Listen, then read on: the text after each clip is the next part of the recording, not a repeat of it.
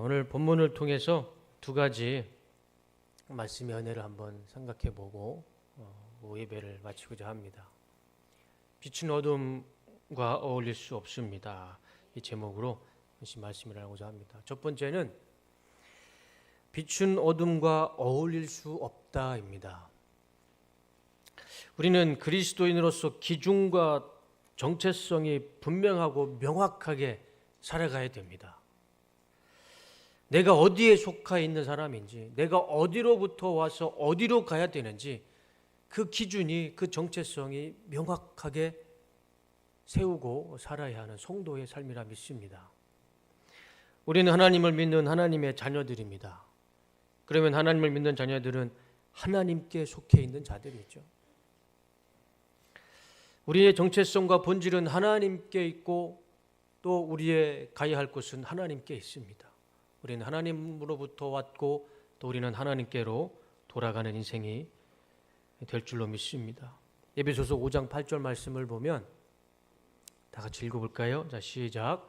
너희가 전에는 어둠이더니 이제는 주 안에서 빛이라. 빛의 자녀들처럼 행하라. 우리가 예수님을 믿지 않기 전에는 우리의 정체성, 우리의 본질은 분명했습니다. 어둠이었어요. 길게 설명할 필요 없이 우리가 예수님을 믿기 전의 인생은 우리의 본질은 어둠이었습니다. 죄와 사망과 어둠에 있었던 자녀였다면 이제는 우리가 예수님을 믿고 우리의 본질이 변했어요. 우리의 정체성이 변했습니다. 이제는 우리의 하나님의 자녀가 된 줄로 믿습니다. 우리가 예수님을 믿는 순간부터 죄와 사망은 사라지고 어둠은 사라지고 우리 인생의 구원과 영생과 천국만 있을 줄로 믿습니다. 저는 중학교 때까지 살던 동네가 공주 끝이었습니다. 공주 끝. 그리고 조금만 더 넘어가면 청양이었어요. 그러니까 공주 끝이고 청양 끝이었습니다. 그 경계선에 살았어요. 도시였을까요? 시골이었을까요? 그 양 도시의 끝이니까 완전히 시골이었습니다. 다행히 버스는 들어왔습니다. 그 시골에는 교회가 딱 하나 있었어요. 정말 감사하게 그 시골인데도 감리교회가 하나 있었습니다. 그 교회를 다녀서 이제 예배를 참여를 하려면 수요 저녁이나 예전에는 주일 저녁은 이렇게 오후에 안 드리고 저녁 늦게 드렸잖아요. 저녁 7시나 8시쯤에. 그러면 저녁 예배에 참석을 하려면 여름에는 9시까지 그래도 태양이 있어서 그래도 다닐 수는 있는데 가을 지나서 겨울 되면 5시만 돼도 캄캄하잖아요. 그 시골에 그 캄캄함에 가로등은 몇 개 있는데 정말 띄엄띄엄 있어서 되게 어두운 길이었습니다. 시골길이고. 그래도 저녁 예배, 수요 예배, 또 주일 저녁 예배에는 또 가끔씩 금요철에도 가고 그러려면은 너무 어둡잖아요. 예배가 끝나면 너무 캄캄하기 때문에 우리 장로님, 권사님, 집사님들은 옛날에 보면은 큰 후레쉬 있잖아요. 경비분들이 쓰시는 큰 거, 빨간색. 네, 전문 용어로 후라시. 그거를 갖고 다니셨어요. 근데 저는 트렌드에 맞지 않아서 저는 좀 작은 조그만한 손전등을 사가지고 너무 큰 건 창피하더라고요. 그래서 조그만한 손전등을 사가지고 수요 저녁 예배도 또 저녁 오후 예배 또 금요철에도 그걸 가지고 갔습니다. 예배 끝나면 캄캄하죠. 그런데 아무리 캄캄한 저녁이라도 이 조그만한 중학교 손바닥만한 손전등이라도 그 캄캄한 밤에 전원을 켜면 빛이 밝혀져요. 그리고 내가 가야 할 길을 아주 환하게 밝혀줍니다.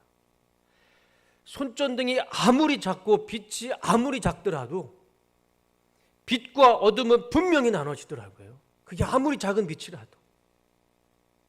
빛과 어둠은 어울릴 수가 없어요. 빛은 빛이고 어둠은 어둠이더라고요. 그게 아무리 작을지라도. 병에 이 컵에 물이 지금 들어가 있는데 이 컵에 물하고 기름을 넣으면 물과 기름이 섞일까요? 안 섞일까요? 안 섞이죠. 아무리 이거를 쉐이크통에 넣어서 아무리 흔들어도 기름과 물은 섞이지가 않아요. 기름은 기름이고 물은 물입니다. 이게 어울릴 수가 없어요. 그 본질이, 그 정체성이 완전히 다르기 때문에 서로 어울릴 수는 있지만, 한 공간에는 있을 수 있지만 그게 섞이지는 않습니다. 빛과 어둠이 공존하지만 섞일 수는 없고, 물과 기름이 한 곳에 있으면 같이 있을 수는 있지만 그게 섞이지는 않아요. 같이 어울릴 수는 없습니다. 우리 그리스도인의 삶이 이런 것 같습니다. 섞일 수가 없어요. 우리는 이제 하나님의 자녀이고 빛의 자녀입니다. 빛의 자녀가 어떻게 어둠과 어울릴 수 있겠습니까? 안 되죠. 그래서는 안 되죠. 빛은 빛 가운데 사는 것이고, 어둠은 어둠 속에서 살아가는 것이고, 물은 물이고 기름은 기름이죠. 섞일 수가 없는 것입니다. 오늘 본문 말씀 14절과 15절 말씀을 잠깐 볼까요? 다 같이 한번 읽어보겠습니다. 자, 시작.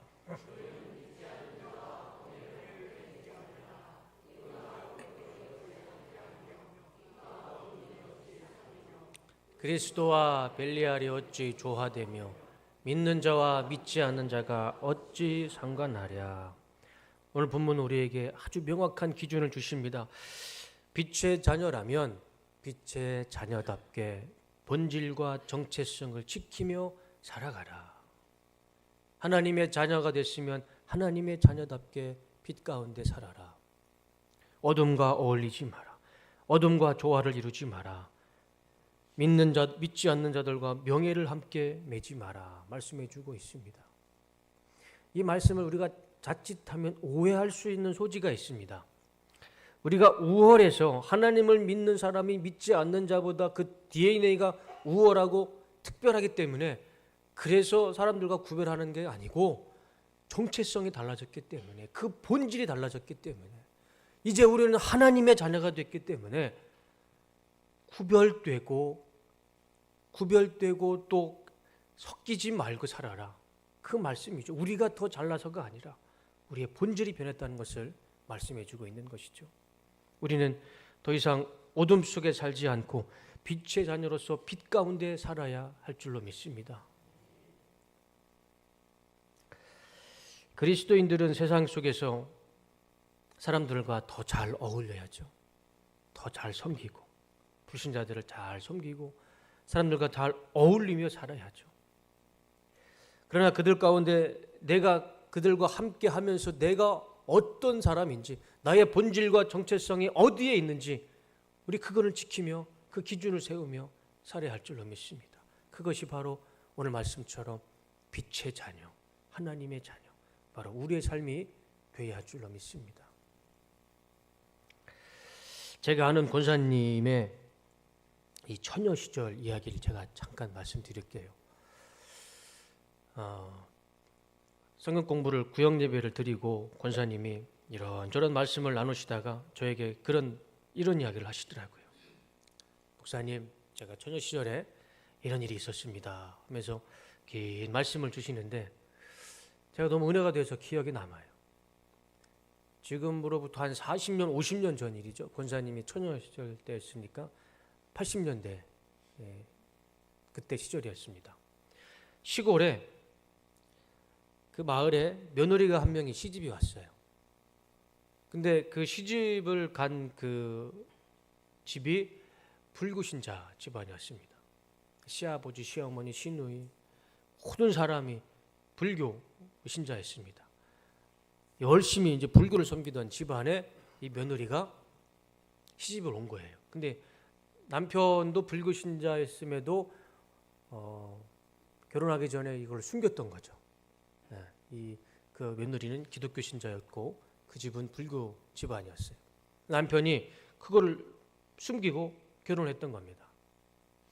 혹시 우리 자녀 중에 결혼할 자녀가 있다면 남편 될 사람, 아내 될 사람, 이 종교 문제는 확실히 그 선을 긋고 결혼을 시켜야 되는 것이 그 지혜인 것 같아요.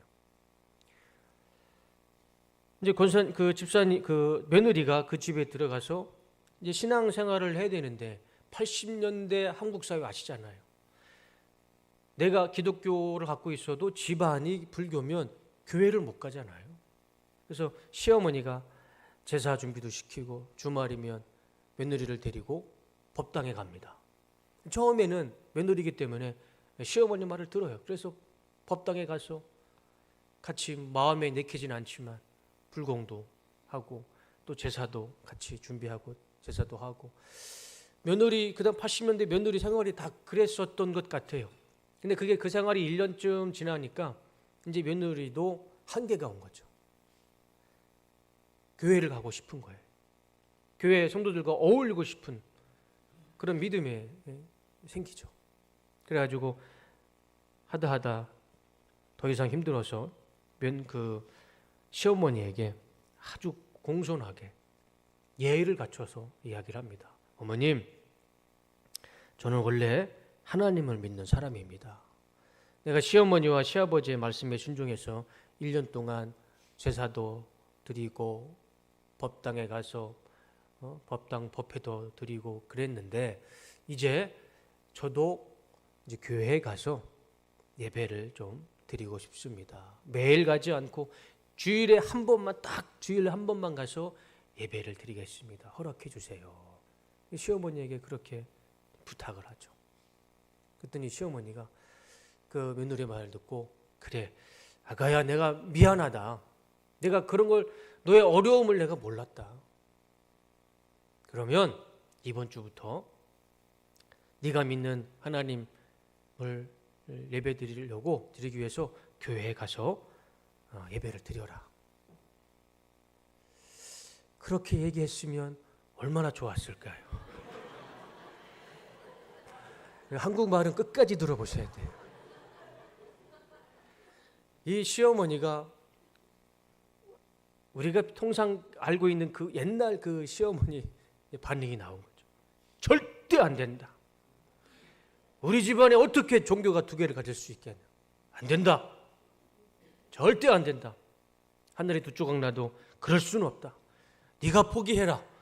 네가 신앙을 포기하고 하나님을 포기하고 우리 집안에 며느리가 됐으니 이 집안에 귀신이 될지언정 절대 그럴 수는 없다. 그래서 못 가게 한 거예요. 이 며느리는 1년 동안 참고 용기를 내서 시어머니한테 얘기를 했던데, 그 단칼에 거절당했을 때 이제 며느리가 상처가 되고 이 마음에 이제 굶기 시작한 겁니다. 그렇게 신앙생활을 하지도 못하고 가기도 싫은 법당과 제사를 드리는 그 삶이 얼마나 괴롭겠습니까? 결국에는 이 며느리가 마지막 방법을 찾아서 그 방법을 선택을 합니다. 그게 뭐냐면 자살을 해요. 자살. 그래서 결국에는 이 종교 문제 때문에 며느리가 자살을 하게 됩니다. 지금이야 말이 안 되죠. 지금이야 말이 안 되는 상황이지만 80년대 우리 한국 사회는 말이 되는 이야기고, 만약에 그런 종교 문제가 있으면 지금이면 우리 젊은 세대들은 이혼이라는 방법도 아마 했을 것 같아요. 그렇지만 80년대 어디 그럴 수 있나요? 종교 문제로 이혼한다는 건 말이 안 되는 그 당시 사회 분위기였잖아요. 포기할 수도 없고 이혼할 수도 없고, 며느리 입장에서는 이게 방법이 없는 겁니다. 더 이상 우상 숭배하며 이렇게 사느니 차라리 내가 죽겠다. 그래서 며느리가 자살을 선택을 해요. 여러분, 빛과 어둠은 어울릴 수가 없습니다. 어울려서도 안 되죠. 15절 말씀을 볼까요? 오늘 본문 15절 다 같이 읽어볼까요? 자, 시작. 그리스도와 벨리알이 어찌 조화되며 믿는 자와 믿지 않는 자가 어찌 상관하며. 그리스도와 벨리알, 이 벨리알은 사탄입니다. 사탄, 마귀예요. 예수님과 사탄이 어떻게 조화가 됩니까? 이 말 자체가 안 되잖아요. 성립이 안 되잖아요. 믿는 자와 믿지 않는 자가 어떻게 연합이 됩니까? 이건 말이 안 되는 거예요. 우리 성도님들 잘 아시겠지만 믿지 않는 사람끼리 결혼해서 많이 힘들어하는 가정 얼마나 많이 있습니까? 우리 자녀들에게 이 결혼 문제, 이 신앙의 문제는 정말 회초리를 들지렁정 이건 가르쳐야 될 문제입니다. 아무리 내가 사랑하는 남자 여자라도 신앙이 안 맞으면 엄마 아빠가 가르치셔야 돼요. 안 된다. 신앙이 없어도 결혼 생활 힘드시잖아요. 저만 힘든가요? 결혼 생활이 힘들잖아요. 근데 신앙이 있음에도 그 힘든데 신앙이 같이 안 맞으면 이게 얼마나 힘듭니까? 다른 인생이 만나서 같이 조화를 이룬다는 게 그것도 신앙도 안 맞고 더 힘들죠. 그래서 우리 자녀들이 결혼할 자녀들이 있다면 그거는 꼭 아버지로서 어머니로서 꼭 가르쳐서 이거는 신앙의 문제라기보다는 이거는 생존의 문제입니다. 우리 아들이 우리 딸들이 어떻게 살아가야 할지 이거는 생존의 문제예요. 절대 빛과 어둠은 어울리게 해서는 안 됩니다. 빛은 빛이고 어둠은 어둠이에요. 우리가 우월해서가 아니라 우리의 정체성이 변했잖아요. 우리가 하나님의 자녀가 됐고 빛의 자녀가 됐기 때문에 빛의 자녀는 빛의 자녀와 어울려야 됩니다. 사람들이 우리 기독교인들을 비난할 때 이런 말을 많이 쓰잖아요. 왜 기독교인들끼리만 그렇게 똘똘 뭉칩니까? 왜 기독교인들은 기독교인들만 모여 이렇게 예배드립니까? 당연하죠. 우리는 빛의 자녀이니까 빛의 자녀들끼리 모여서 예배드리는 것은 당연한 겁니다. 예를 들자면 그런 거죠. 골프를 좋아하는 사람들은 골프 치는 사람들끼리만 모이잖아요. 테니스를 좋아하는 사람들은 테니스를 치는 사람들끼리만 모이고 등산을 좋아하는 사람들은 등산하는 사람들끼리만 모이는 것처럼 우리가 그리스도인으로서 성도로서 모여서 예배드리는 건 이건 지극히 당연한 것입니다. 빛의 자녀들은 빛의 자녀들만 어울려야 되죠. 두 번째는 우리 말씀을 통해서 이것을 봤으면 좋겠습니다. 그리스도인은 살아계신 하나님의 성전이다. 16절 말씀을 볼까요? 다 같이 한번 읽어보겠습니다. 자, 시작. 하나님의 성전과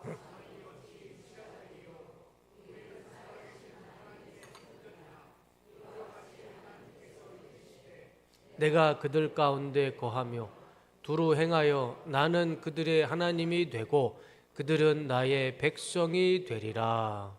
아멘. 하나님의 성전과 우상이 일치될 수가 없고 그리고 또 우리는 하나님의 성전이라고 성경은 말씀해 주고 있습니다.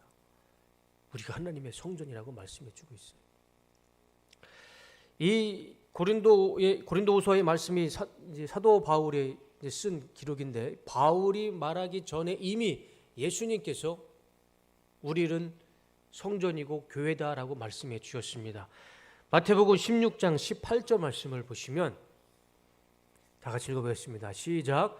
또 내가 내게 이르노니 너는 베드로라. 내가 이 반석 위에 내 교회를 세우르니 음부의 권세가 이기지 못하리라. 아멘. 예수님이 베드로를 향해서요, 네가 나의 교회다. 예수님이 처음으로 교회라는 단어를 쓰시면서 어떤 번지수와 건물을 말씀하신 것이 아니고 예수님 앞에 있는 베드로를 향해서 베드로야, 시몬아, 네가 이제 이름은 베드로로 바꿀 것이고 그 베드로의 이름이 반석이잖아요. 내가 이 반석 위에 너 위에 나의 교회 마이 처치를 세우겠다. 예수님께서 바라보시는 교회는 사람입니다. 이 유형의 건물은 한 사람 한 사람 우리 성도님들이 교회로서 모여서 이 신앙 공동체를 이루는 이 뚝섬교회라는 아름다운 신앙 공동체이고 본질은 우리 성도님들 한 사람 한 사람이 예수 그리스도의 교회이고 하나님의 교회이고 하나님의 성전임을 믿습니다. 우리는 하나님의 교회입니다. 우리는 하나님의 성전입니다. 제가 지난주 월요일 날 새벽 예배 때 이 교회에 대해서 헬라어로 코이노니아라고 제가 말씀을 드렸어요. 근데 제가 곰곰이 예배 끝나고 생각해 보니까 그게 틀린 말이더라고요. 에클레시아가 맞는데 제가 이 시간에 빌어서 정정하겠습니다. 교회는 코이노니아 아니고 에클레시아, 기름 부음을 받은 자들이다.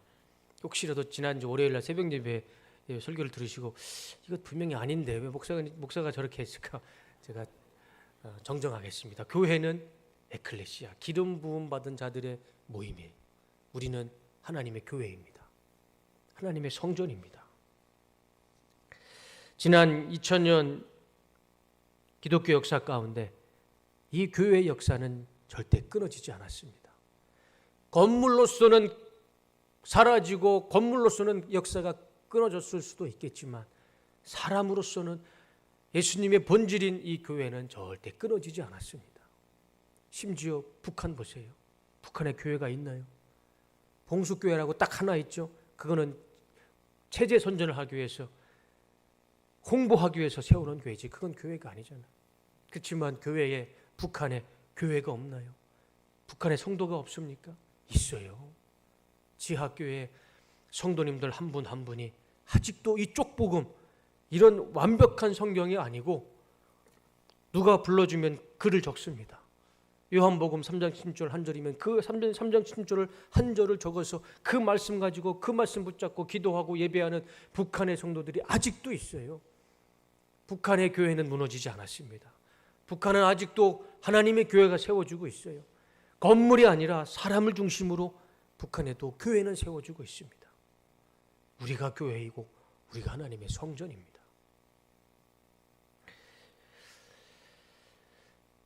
그렇기 때문에 내가 있는 곳이 교회가 되고 내가 있는 곳이 하나님의 성전이 되는 것입니다. 오늘 본문 16절 말씀을 다시 한번 볼까요? 16절 말씀. 하나님의 성전과 우상이 어찌 일치가 되리요? 우리는 살아계신 하나님의 성전이라. 이와 같이 하나님께서 이르시되 내가 그들 가운데 거하며 두루 행하여 나는 그들의 하나님이 되고 그들은 나의 백성이 되리라. 우리는 하나님의 성전입니다. 하나님의 성전. 하나님의 성전 안에 내 안에 하나님의 거룩한 교회 안에 부정한 것들은 채우지 마시고 하나님의 거룩한 것, 구별된 것, 정결한 것으로 가득 채우시기를 주님의 이름으로 축원합니다. 우리 여기 좋은 아름다운 우리 뚝섬교회가 있잖아요. 우리 이곳에서 예배드리고 기도하시고 찬양하시면서 하나님의 성전인 내 안에 하나님의 것으로 가득 채우시기를 하나님의 은혜가 있으시길 주님의 이름으로 축원합니다. 오늘 비록 짧은 1시간의 예배지만 이 시간을 통해서 하나님의 성전이고 하나님의 교회이신 여러분들 삶 가운데 하나님의 좋은 것으로 복된 것으로 충만해지는 은혜가 있으시기를 축원합니다. 우리가 흔히 쓰는 말에 군묵자흑, 군주자적이라는 말이 있죠. 군묵자흑은 내가 흙을 가까이 하면, 먹을 가까이 하면 내가 검게 물드는 것이고, 군주자적, 내가 붉은 것을 가까이 하면 나는 붉어지죠. 우리 성도의 삶이 그런 것 같아요. 내가 무엇을 가까이 하고 내가 무엇을 바라보고 내가 무엇을 듣느냐에 따라 나는 검기도 되고 붉기도 되고 나는 하나님의 성전과 교회처럼 거룩하게 되고 우리가 성전과 교회로서 내가 보고 듣고 가까이 할 것은 오직 하나님의 거룩한 것들, 말씀과 기도와 찬양과 이것으로 우리의 삶이 하나님의 성전인 내 삶이 거룩하게 물들어질 줄로 믿습니다. 우리가 한 주간 살면서 최선을 다해 하나님의 성전인 나를 거룩하게 지키시며 하나님의 거룩한 것들로 채우시는 은혜가 있으시기를 주님의 이름으로 축복합니다. 세 번째로 말씀 가운데 빛의 자녀들이 받는 은혜가 있습니다. 빛의 자녀이고 또 우리는 하나님의 성전이고 교회이죠. 그러면 빛의 자녀와 하나님의 성전과 하나님의 교회가 되는 우리에게 하나님이 놀라운 축복을 주십니다. 18절 말씀인데 한번 다시 읽어볼까요? 다 같이 읽어보겠습니다. 시작.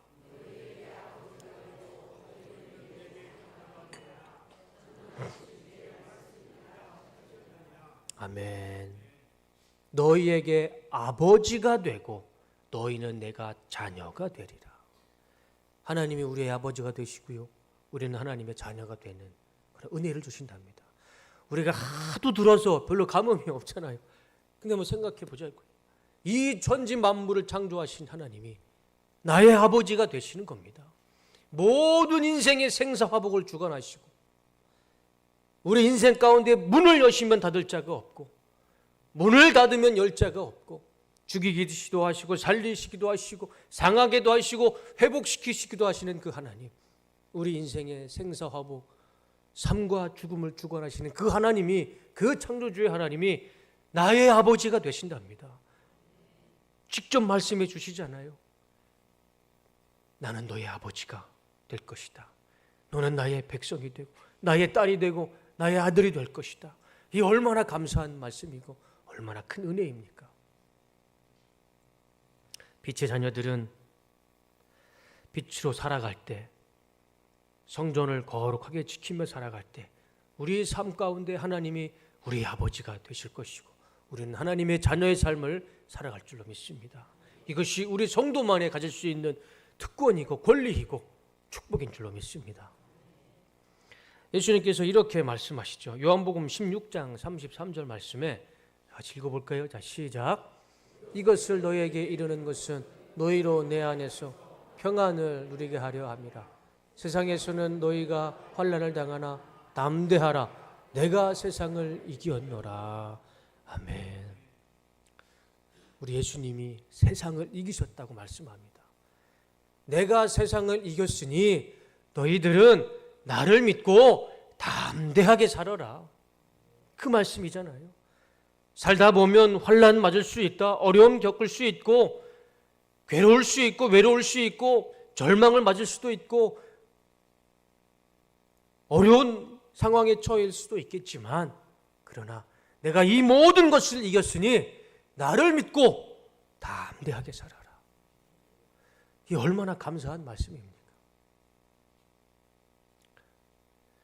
우리는 세상을 이기신 예수님을 믿고 예수님만 붙잡고 담대하게만 살면 되는 것이죠. 우리가 예수님 믿고 담대하게 살아갈 때 이 세상을 이기신 예수님께서 우리에게도 우리의 어려운 문제를 이길 수 있는 힘을 주실 줄로 믿습니다. 우리의 모든 질병을 믿음으로 이기고 극복할 수 있는 그런 믿음과 능력을 주실 줄로 믿습니다. 제가 어느 성도님들을 만나고 어느 교회를 가도 그 성도님들 인생 가운데, 심지어 우리 용사들을 제가 13년 동안 젊은 사람들을 상담을 해보아도 한 사람도 편하게 사는 사람이 없더라고요. 한 사람도. 보기에는 그냥 다 건강하죠. 군인들 얼마나 건강합니까? 돌도 씹어 먹을 수 있을 만큼 건강해 보이잖아요. 그런데 붙잡고 맘먹고 기도하면요, 다 걱정이 있어요. 다 근심이 있어요. 한 명씩 꼭 마음의 상처뿐만 아니라 육체의 병도 있어요.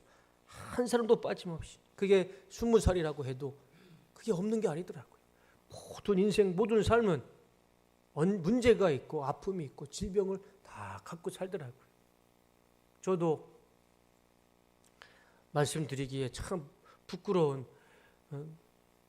육신의 아픔이 있습니다. 다 있는 것 같아요, 우리 성도님들도. 그렇지만 우리가 살 수 있는 것, 우리가 희망을 품고 소망을 품고 살 수 있는 것은 세상을 이기신 예수님을 믿으며 살아가기 때문에, 예수님께서 우리를 치유해 주실 것을 우리가 믿기 때문에, 나의 어려운 문제를 내가 예수님을 믿고 있는 한 우리 예수님께서 치료해 주시고 해결해 주실 것이라는 그 믿음이 있기 때문에 우리가 예수님을 믿는 거잖아요.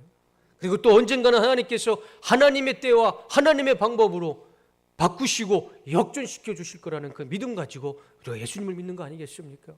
이것이 빛의 자녀이고 이것이 하나님의 성전, 하나님의 교회인 성도의 삶이 되는 것이라 믿습니다. 나는 너희의 아버지가 되고 너희는 나의 자녀가 되리라. 이 말씀은 모든 사람에게 주시는 공평하신 말씀이지만 모든 사람에게 적용되는 말씀은 아닙니다. 지금 이 자리에 계시는 우리에게, 빛의 자녀와 하나님의 성전인 우리에게 주시는 말씀임을 믿습니다. 하나님은 우리의 아버지가 되시고 우리는 하나님의 자녀가 되는 이 말씀의 은혜를 꼭 붙잡고 이 말씀으로 승리하는 인생 되시기를 주님의 이름으로 축원합니다. 설교를 마치겠습니다. 이번 한 주간 나에게 아버지가 되어주신 하나님께 하루하루 감사하며 살길 원합니다. 빛의 자녀로서 하나님의 성전으로서 하지 말아야 할 것을 지키고 가지 말아야 할 것을 지키고 하지 말아야 할 말들을 절제하며 하나님의 성전과 하나님의 교회를 거룩하게 채우시는 한 주간의 삶이 되시기를 주님의 이름으로 축원합니다. 그렇게 살아갈 때 우리 삶 가운데 우리 아버지 되시는 하나님께서 반드시 은혜와 축복과 기적을 베풀어 주실 줄로 믿습니다. 그런 한 주간의 삶에 되시는 우리 뚝섬교회 모든 성도님 되시기를 주님의 이름으로 축복합니다. 우리가 한번 이 찬양을 같이 불렀으면 좋겠습니다. 502장 찬송가 502장, 제가 주변에는 올리지 않았는데 우리 찬양을 꼭 부르고 같이 기도하는 시간을 가졌으면 좋겠습니다. 찬송가 502장.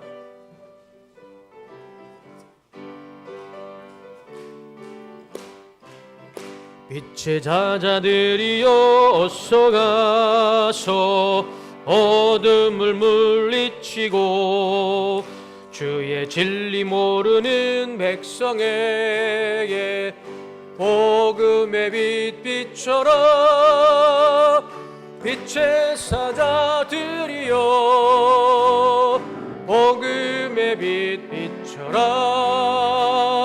죄로는 맘 맑게 비춰라. 빛의 사자들이여 선한 싸움 위하여 힘을 내라 하시겠네. 주의 크신 사랑을 전파하며 복음의 빛 비춰라. 빛의 사자들이여 복음의 빛 비춰라. 죄로든 맘 밝게 비춰라. 빛의 사자들이여 주님 부탁하신 말 순종하여 이 진리 전파하라. 산을 넘고 물 건너 힘을 다해 복음의 빛 비춰라. 빛의 사자들이여 복음의 빛 비춰라. 죄로든 맘 밝게 비춰라. 빛의 사자들이여 동서남북 어디나 땅끝까지 주님만 의지하고 건너두어 못 보는 백성에게 복음의 빛 비춰라. 빛의 사자들이여 복음의 빛 비춰라. 죄로든 맘 밝게 비춰라. 빛의 사자들이여. 우리 반주를 조금 더 해주시고 우리 시간에 잠시 하나님 앞에 말씀 붙잡고 기도하는 시간 됐으면 좋겠습니다. 오늘 말씀을 생각하면서 한 주간 동안 내가 빛의 자녀로서 하나님의 성전으로서 어떠한 삶을 살아야 될 것인지, 내 삶 가운데 무엇을 채우며 살아야 될 것인지 오늘 이 시간에 그 기준이 분명히 졌으리라 믿습니다. 교회를 떠나기 전에 하나님 앞에 결단하고 내가 하나님 한 주간 이것을 채우며 살겠습니다. 잠깐이라도 하나님 앞에 기도하는 시간 갖도록 하겠습니다. 기도하겠습니다.